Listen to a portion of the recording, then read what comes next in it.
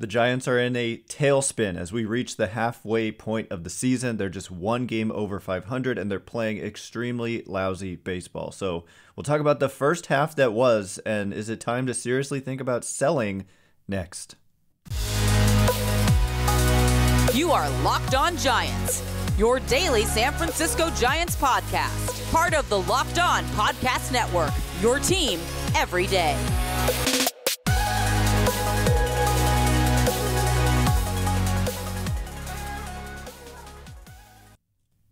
Hello and welcome to Locked On Giants, part of the Locked On Podcast Network, where it's your team every day.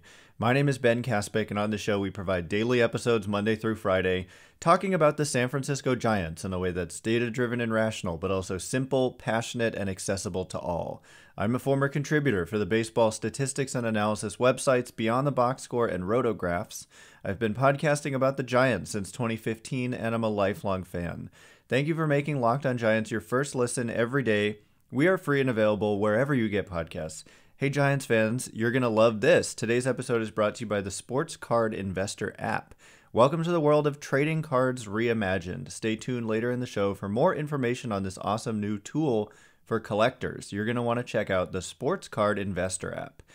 And yeah, we've played 81 games of baseball, and the Giants are 41-40. Now, if you just were telling me that at the beginning of the year, I would have a couple of reactions. Number one, I would be extremely disappointed. That is a obviously very mediocre first half of baseball, but it would also lead me to believe that they were like struggling around 500 the whole year. But when in reality, well, that's the thing is let's take one little step back and realize that not long ago, they were 36-26, 10 games over 500. So since that time, they're 5 and a bunch of losses. So 5-14. They have just been in a tailspin ever since, and it has not been pretty. So we are at the halfway point of the season. The Giants' playoff odds, according to Fangraphs, are only 33%. And that's the thing. This is really fluid right now, and that you're at a critical point of the season because as it is now with the loss and with the win by the Cardinals and the Phillies yesterday, the Giants are 2 games out of that final wildcard spot. And so if you start falling further behind 3, 4, 5 games out of the final wildcard spot, your playoff odds are going to be small. They're going to be 10% or less. And once you're at that point, and you're at that point probably below 500, then it is definitely time to seriously think about selling. The fact is, though, they're not going to make that call to sell now. There's really no reason to. But the other fact is that they have some assets. Maybe arguably the best available asset would be Carlos Rodón at a trade deadline. So I think it is definitely worth considering when that point comes. Now, some might be thinking, oh, you could get more if you trade him now because teams would get him for an extra few starts before the deadline. Well, that may be true, but also it's just not worth it to the Giants, who could, it's possible to just run off a 15-5 stretch here and then be just in a much better position. Of course, some are probably thinking that's unlikely, but they started out the year 13-5. This team, 13-5. And so they could do it again. It's possible. That 2019 Giants team had a excellent July. So it can happen kind of for any team. And the Giants won 2 days ago. They played a competitive game yesterday, but ultimately lost in extra innings. There was a bunt play. I mean, the Giants couldn't push across a run in the top of the 10th, and nobody was surprised.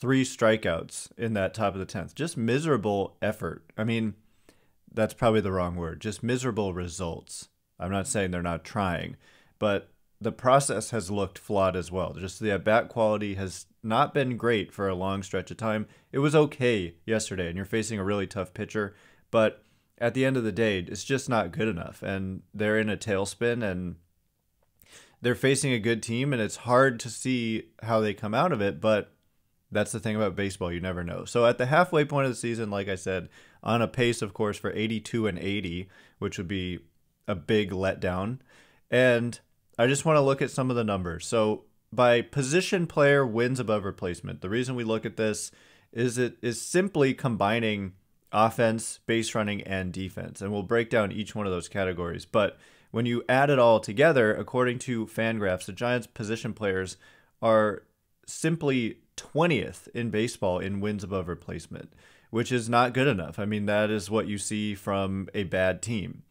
But what's interesting about it is that their weighted runs created plus, which is just a measure of offense, it's park adjusted, so it factors in where your home ballpark is.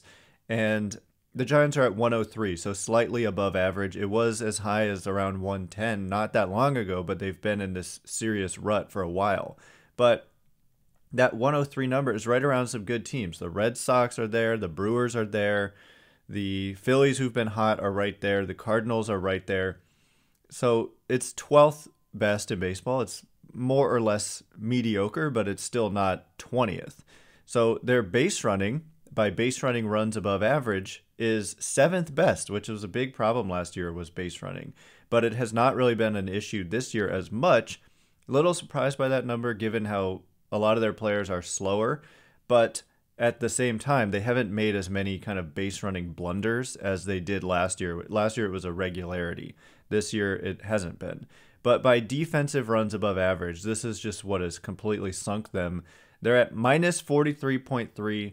This is a Fangraphs metric. We can look at outs above average or ultimate zone rating or defensive runs saved. They're near the bottom or at the bottom in all of them.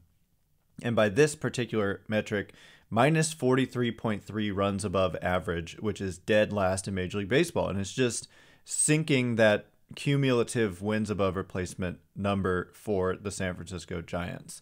So when we look at, the pitching, at some point later on, I want to dive into the particular players in these categories and kind of hand out some, not awards, but just give notice to the players who performed well and who didn't.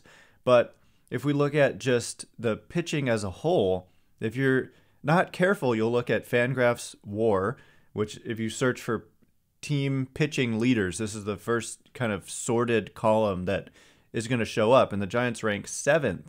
But what's worth remembering about Fangraphs WAR for pitchers is that it's based on FIP, fielding independent pitching, as opposed to ERA. And so the Giants are 7th in WAR in this metric with a 3.43 FIP, but their ERA is 4.04, and FIP is supposed to be an ERA predictor, but the Giants' ERA, largely largely due to the defense, they're not actually getting the results that are expected based on these peripheral numbers, which is fair to say. The WAR number is giving credit to the pitchers and saying they deserve better, which I think is a fair assessment. And so if you could just have a better defensive team, you're looking at a pitching staff that should have much better results. But the results just actually haven't been there with the 4.04 ERA, which is the 12th highest in Major League Baseball. In other words, it's the 19th lowest in Major League Baseball. They have a worse team ERA than the Baltimore Orioles, who are at 3.99. That's kind of shocking to me. So coming up in just a minute, we're going to start looking at this more granularly, more closely, to look at the individual players. We'll talk about Carlos Rodón, his trade value. We'll talk about what the heck is going on with a lot of these hitters who are just kind of across the board slumping right now. So all of that in just a second. But first, whether you're a casual card collector or looking for an exciting investment opportunity, the free Sports Card Investor app has something for you. As players like Adley Rutschman, Jeremy Pena, and man, there are a lot of exciting rookies, Julio Rodriguez, make the jump to the big leagues, you can use the free Sports Card Investor app to check the prices and buy their first baseball cards. And if you're a savvy kind of investor, you can try to find the players who are undervalued at the moment and buy their cards when their value is low, and then watch the value skyrocket, tracking it all along in the free Sports Card Investor app. There's never been a better time to start collecting cards of your favorite players, Mike Trout, Aaron Judge. Hopefully one day a big player like that is on the Giants, but we'll have to wait and see about that. With the free Sports Card Investor app, you can see the latest values and get great deals to build a one-of-a-kind collection. Download the Sports Card Investor app today, available for free in the Google Play and Apple App stores, or go to sportscardinvestor.com/lockedon. All right, as promised, we're going to continue kind of diving into the San Francisco Giants at the midway point of the season through 81 games, 41-40, just definitely a disappointment. They haven't been below 500 all year, but they're certainly flirting with it now. And yeah, I mean, those playoff odds at 33%, other sources have them even lower than that. But this is a dangerous time because you could really fall somewhat out of contention with just if you continue to play poorly up through the All-Star break. And the schedule is kind of tough up till the All-Star break. You've got to face 3 more against the Padres, and then you come home, last homestand before the break, and it's 3 against Arizona, and then I believe 4 against the Milwaukee Brewers, who are a good team. So 7 of their last 10 games before the break are against good teams currently in playoff position. So the Giants have had a very hard time with below 500 teams in the last couple weeks. So, hey, you never know. Maybe above 500 teams will be the key. But losing the first one in San Diego, not a good start. But let's just dive a little bit deeper into kind of the top and bottom performers in the position player side and on the pitching side as well. And in the bullpen, there's just a lot going on and a lot that hasn't gone right for the Giants this year. If we look at position player wins above replacement, guess who's actually leading the pack? It's Austin Slater, which again, I have a couple of reactions. Number one, Slater is having a nice year. He, in his kind of pinch hit role, has done a great job. I mean, the overall number, he's got a 384 on base percentage, a 138 weighted runs created plus. He's one of the few players on this team who gives you good defense at a premium position in center field. He's a good base runner. He just stole another base yesterday in a big spot in the 9th inning. Got on base, got hit by a pitch, and then stole second. So Slater has been valuable, but the thing is he's not an everyday player. And if he becomes an everyday player, you're probably going to lose some of that value because the performance against right-handed pitching historically just hasn't been as good. So that's kind of the issue here, is that their top couple of players, Joc Pederson, number 2, he's kind of fallen off a little bit lately. The thing about Peterson is that the offensive numbers are strong, and I believe leading the Giants with a 143 weighted runs created plus, but he's a guy who's not giving you great defense in left field. He kind of makes the routine play and some tougher plays, but he's certainly not an elite defender out there. He's not a great runner, and he's had some major mistakes, like overrunning a ball coming in on it and went over his head and scored a bunch of runs. A few times stuff like that has happened, and then the base running minus 1.2 runs above average. So overall, he's actually tied with Slater, but I suppose percentage points behind Slater with 1.4 Fangraphs wins above replacement when you add it all together. Mikey Stremski started out, he was at like 1.6 wins above replacement like 3 weeks ago, and he's now at 1.3. He's just been in this major funk. His batting line has gone down to 228 average with a 331 on base and 398 slugging. So he has just really fallen off. Thought he took some better swings in the last couple days. So hopefully, I mean, the talent is there. We saw it in the first couple months of the season. He can get hot and be good, but it just hasn't happened for like a month straight for Yastrzemski. So he's fallen off there. Then you've got Wilmer Flores next. He's having kind of a typical Wilmer Flores season. Luis González after that, which is impressive given that he has played only 49 games, 180 plate appearances. So him coming back could be a spark. You know, I think that's the thing when we talk about should they be buyers, is that they don't look like a team that's just one piece away from being, you know, World Series caliber at all to me. They look like they need 2, 3, 4 players to come onto this roster to kind of turn things around. But González could be one of those guys because he really provided a spark. He hit 302 with a 361 on base, 447 slugging. Just provided some youthful energy and athleticism that they kind of otherwise don't have. Thairo Estrada is athletic, and he had about the type of first half I expected out of him, a league average weighted runs created plus, and just the defense was very questionable at times. So I expect that to be better, but that's just what it is. So from Longoria, Crawford, and Belt, collectively, they just haven't gotten much out of them. Longoria has been largely hurt. The offensive numbers are solid, but he's not a difference maker anymore to me. And Brandon Crawford, just a big disappointment in the first half. 227 average, 314 on base, 356 slugging. That's below average by weighted runs created plus. The defense has looked to be significantly worse than it was last year.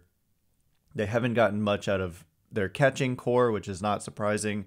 Joey Bart really struggled in the first half. Darren Ruff, a big disappointment in the first half. It's like across the board, the position players just haven't been the same. And Lamont Wade Jr., same deal. I mean, he's been hurt so much of the first half and has yet to really make an impact at all through half of a season.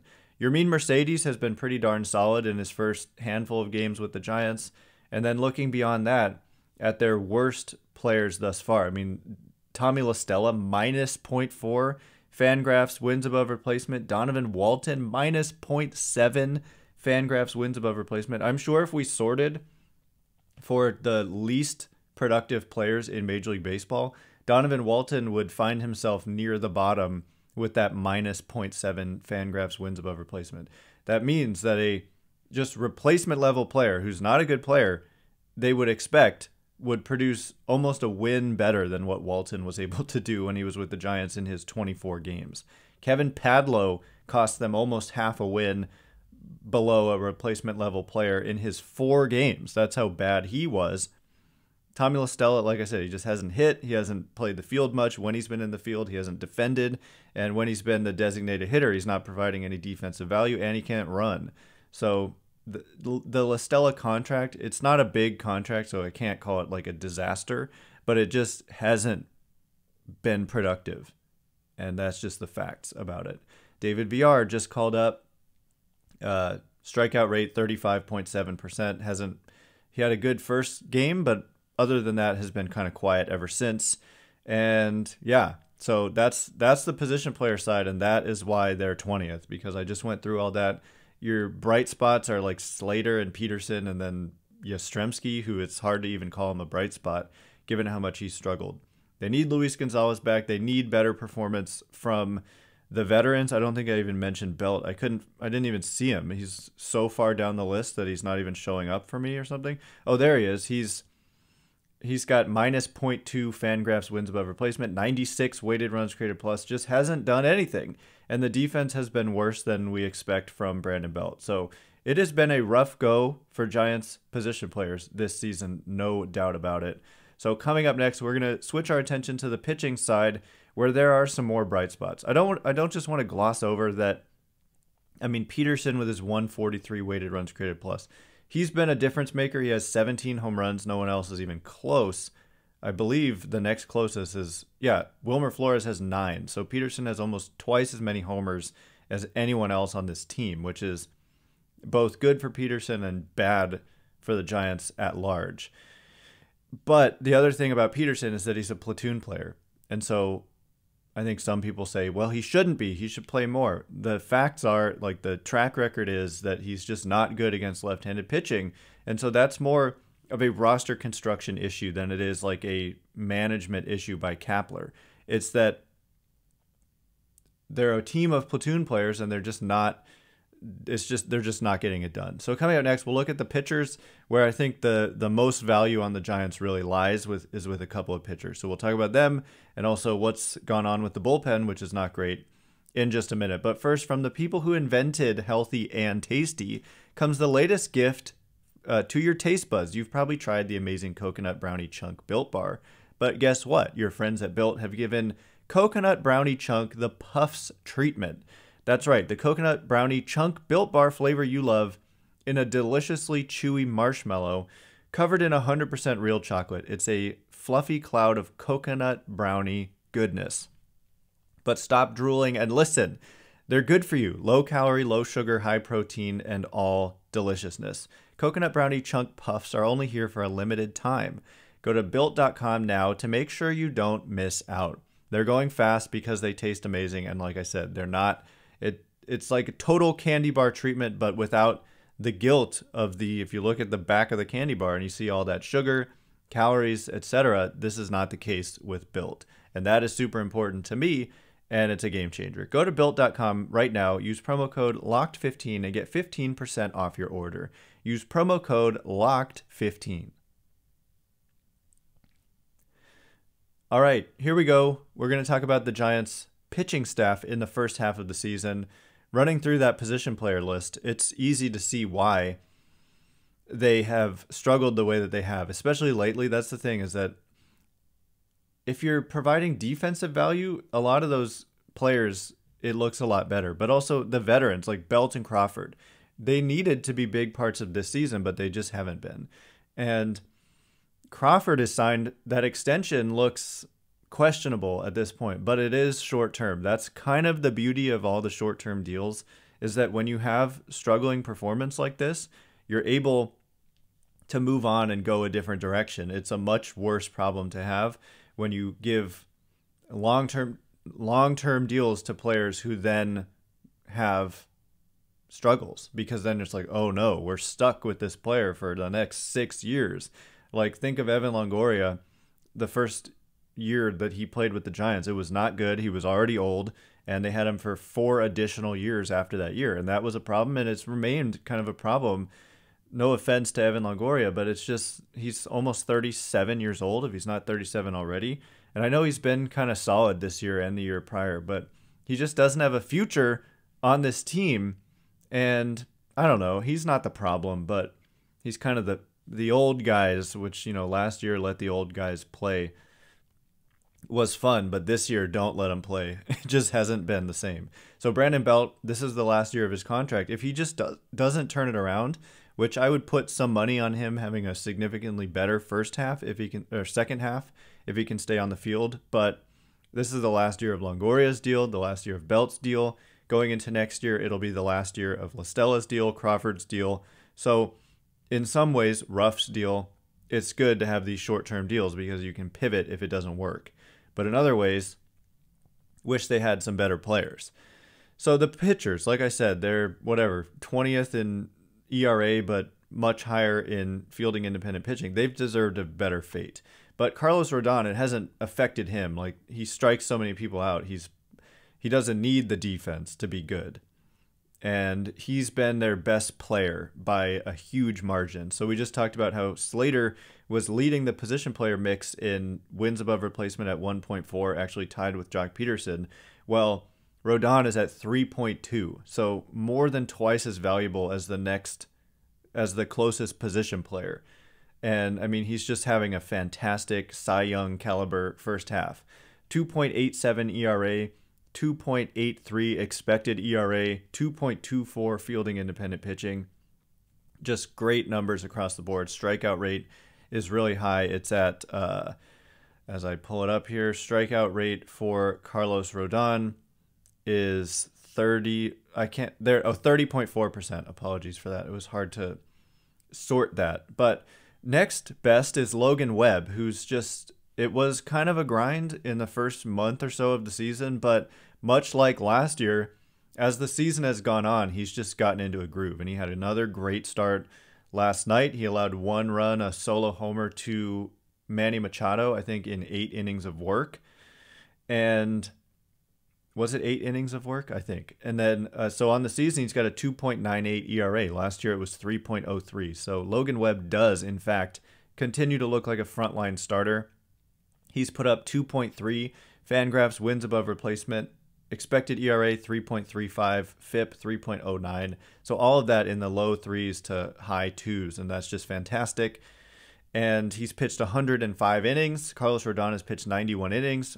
That means Rodón is 19 innings away from triggering his ability to opt out of his deal. And so there's just no doubt Rodón, much like Max Scherzer last year, when he was dealt by the Nationals to the Dodgers in a massive kind of trade, they also included Trey Turner, but Rodón would just arguably be the best, most impactful player available at the trade deadline. So if they're not playing well, at least you've got that going for you as long as he can stay healthy.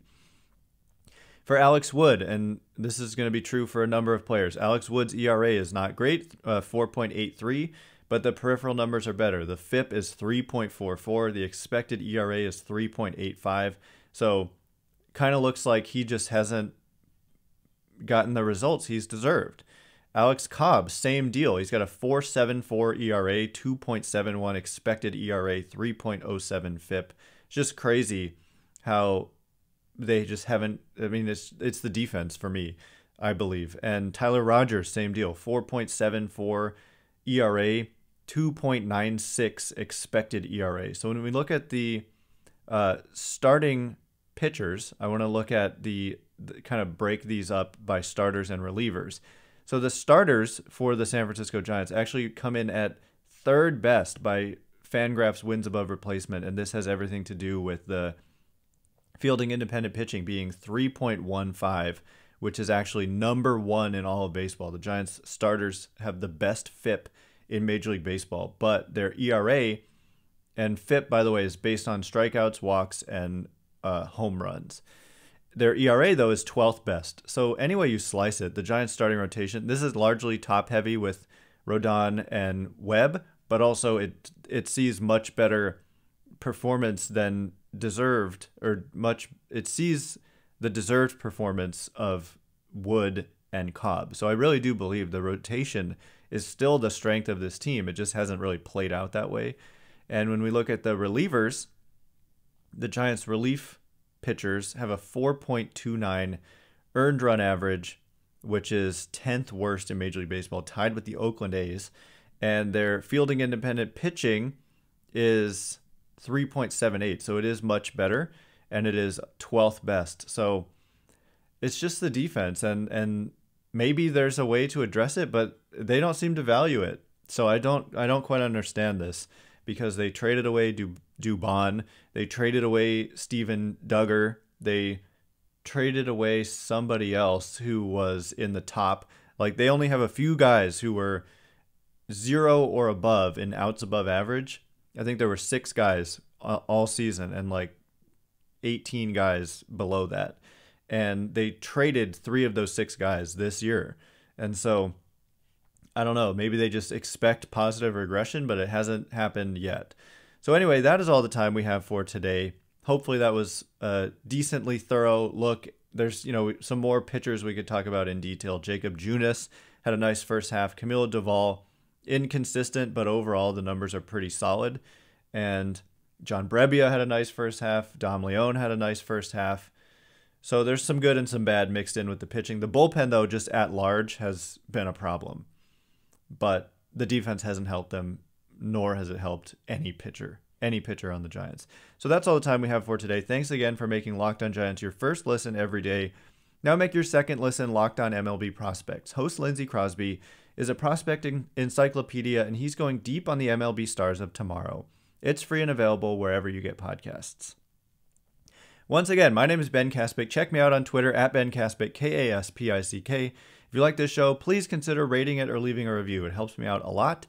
So thanks in advance, and thanks to everyone who's done so already.